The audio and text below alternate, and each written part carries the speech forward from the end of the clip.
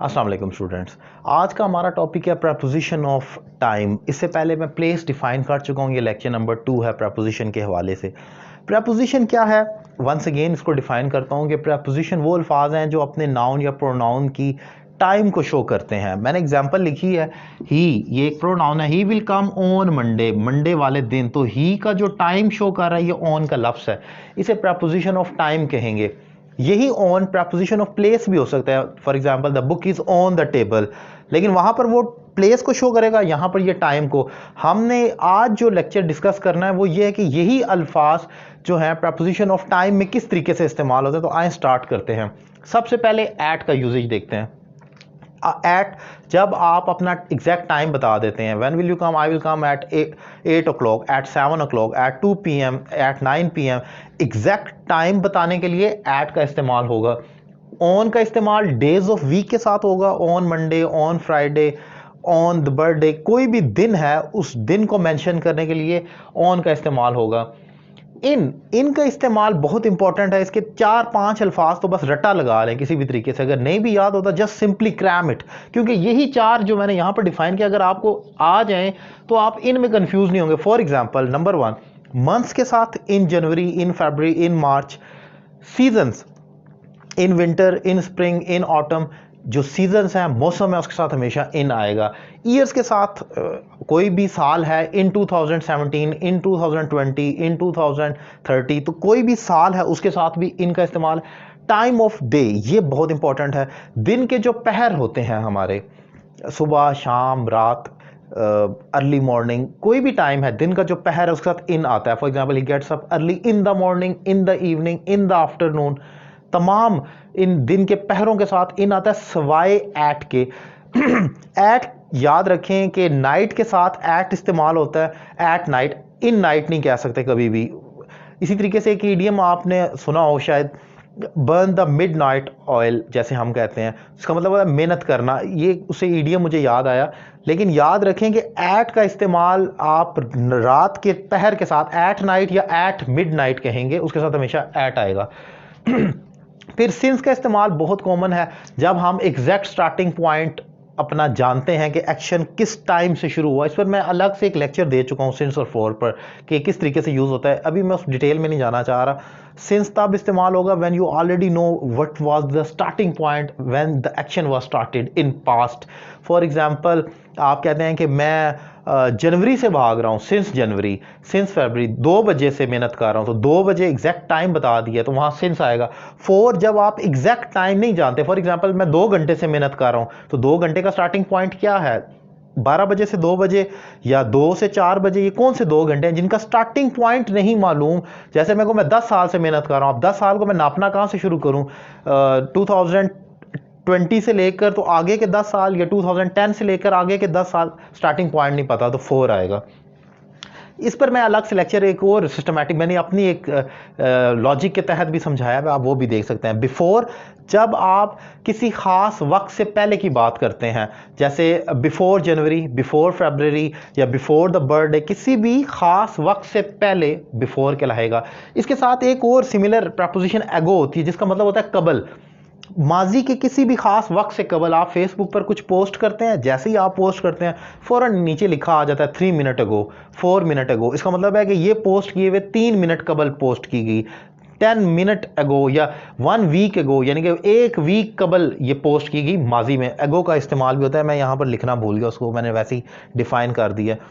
इसके साथ फ्रॉम और टू का इस्तेमाल इंपॉर्टेंट है, वो देख लें कि जब आपने किसी टाइम को मेंशन करना है किसी खास वक्त से किसी खास वक्त तक के लिए। For example he is on leave from Monday to Friday, Monday से फ्राइडे तक। फ्रॉम 1 o'clock टू 10 o'clock, 1 से 10 के दरमियान। तो यहां पर फ्रॉम और टू का भी टाइम आपने याद रखना है कि जब स्टार्टिंग पॉइंट से आगे तक की बात की जाए। फिर अनटिल का इस्तेमाल है। अनटिल तब इस्तेमाल होता है किसी खास वक्त के अंदर अंदर हमने बात करनी है। ही is on leave until Friday, Friday तक, यानी कि फ्राइडे के टाइम के अंदर अंदर। तो ये अनटिल का एक इंपॉर्टेंट इस्तेमाल है। बाद हम जब आगे चलते हैं तो हम देखते हैं अपना नेक्स्ट यूज जो है वो है जी ऑन टू का इस्तेमाल। ऑन टू तब इस्तेमाल होगा जब आप किसी चीज के ऊपर से मूवमेंट करते हैं, मतलब एक सरफेस है, कोई भी चीज है, आप उसके ऊपर से जंप मारें या क्लाइंब करें उसके ऊपर से। For example he jumped on to the well, उसने कुएं के ऊपर से छलांग, इसमें जो जब छलांग मारी जाती है उस प्लेस को टच नहीं किया जाता, डायरेक्टली उसके ऊपर से, या ही the kid jumped on to the chair, यानी कि वो चेयर के ऊपर नहीं गिरा बल्कि क्रॉस कर कर उसको क्रॉस कर गया, ऑन टू द चेयर किया उसने। तो वहां पर ऑन टू इस्तेमाल कम इस्तेमाल है लेकिन इंपॉर्टेंट है। फिर फ्रॉम का इस्तेमाल, जब आपने ताल्लुक बताना है, आपका ताल्लुक कहाँ से है, I am from Lahore, from Karachi, from Peshawar, where are you from, I am from the following thing. तो जब आपने कोई ताल्लुक बताना है, बिलोंगिंग बतानी है, तो तब आपने फ्रॉम का इस्तेमाल करना है। उसके बाद गेट इन और गेट ऑन, गेट आउट जो है, ये दोनों ही एक फ्रेजल वर्ब की तरह इस्तेमाल होते हैं।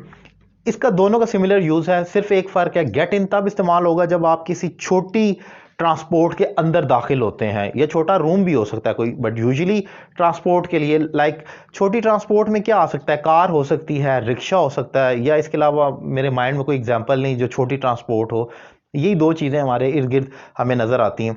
जब आपने उसके अंदर दाखिल होना है तो गेट इन करना है, और जब उसी से बाहर निकलना है तो गेट आउट हो जाएगा। उसी ट्रांसपोर्ट के अंदर इन, जब बाहर निकलेंगे तो गेट आउट हो जाएगा। फिर इसी तरीके से गेट ऑन है। गेट ऑन सवार होना किसी पब्लिक ट्रांसपोर्ट में, जब आप पब्लिक ट्रांसपोर्ट में चढ़ते हैं यानी कि सवार होते हैं, लाइक बस, वैगन या ट्रेन, इससे सिमिलर चीज़ें आप देख लें कि जब आप उसमें सवार होते हैं तो गेट ऑन करते हैं, और जब उसी से बाहर निकलते हैं तो आप उसको गेट ऑफ कर देते हैं बाहर निकलने के लिए। ठीक है, इसके बाद एक वाया का भी वर्ड यूज होता है। मैंने अक्सर जगह पर पढ़ा है कि जब आप ट्रैवल करते हैं बाय एयर तो वहाँ पर अक्सर फ़्लाइट्स का लिखा होता है वाया लाहौर टू कराची, यानी कि लाहौर से कराची। मूवमेंट इलेक्ट्रॉनिक डिवाइसेस के लिए भी इस्तेमाल हो सकता है, यानी कि वाया एन ईमेल के ज़रिए, वाया एटीएम के ज़रिए, जो इलेक्ट्रॉनिक डिवाइसेस हैं, या मूवमेंट के लिए, फ़्लाइट्स की मूवमेंट के लिए एक सिटी से दूसरे सिटी, एक कंट्री से दूसरे कंट्री, वहाँ पर भी वाया का इस्तेमाल हो सकता है। सो ये मेजर प्रपोजिशन ऑफ प्लेस है। ये सारी प्रपोजिशन सिर्फ और सिर्फ नाउन या प्रोनाउन की प्लेस को शो करती हैं। यही अल्फाज इन, ऑन, एट, टाइम में भी इस्तेमाल हो सकते हैं। For example I will come on Monday, Monday के साथ भी ऑन आता है लेकिन वो टाइम है, वो मैं अलग लेक्चर में डिफाइन करूंगा। अभी ये जो अल्फाज याद मैंने यहाँ पर डिफाइन किए हैं, ये स्पेसिफिकली सिर्फ और सिर्फ नाउन या प्रोनाउन की प्लेस को शो करते हैं। अगर आप ज़्यादा नहीं तो कम से कम ये जो मैंने अल्फाज आई थिंक राउंड अबाउट 11-12 इसके जो मीनिंग डिफाइन किया, अगर आप ये भी कर लें तो आपकी प्रपोजिशन का मसला बड़ी हद तक आसान हो सकता है और हल हो सकता है। अगर आपको ये लेक्चर अच्छा लगा और आप मेरे दीगर वीडियो लेक्चर एक तरतीब के साथ देखना चाह रहे हैं तो मेरा यूट्यूब चैनल सैयद अली रज़ा काज़मी लाजमी सब्सक्राइब करें, और प्ले लिस्ट में बेसिक से एडवांस तक तमाम लेक्चर आप देख सकते हैं। इसके अलावा अगर आप मुझसे 1-to-1 online English language course करना चाह रहे हैं तो नंबर आपकी स्क्रीन पर मौजूद है, आप रब्ता कर सकते हैं और आज से ही अपने कोर्स का आगाज़ कर सकते हैं। याद रखें कि ये 1-to-1 क्लास है, यानी कि एक वक्त में आप अकेले क्लास लेंगे दुनिया के किसी भी कोने में बैठकर, और इस कोर्स के अंदर फीमेल स्टूडेंट्स के लिए फीमेल प्रोफेसर्स भी मौजूद हैं ऑनलाइन। आपने कुछ भी नहीं करना, सिर्फ घर बैठकर रब्ता करना, एक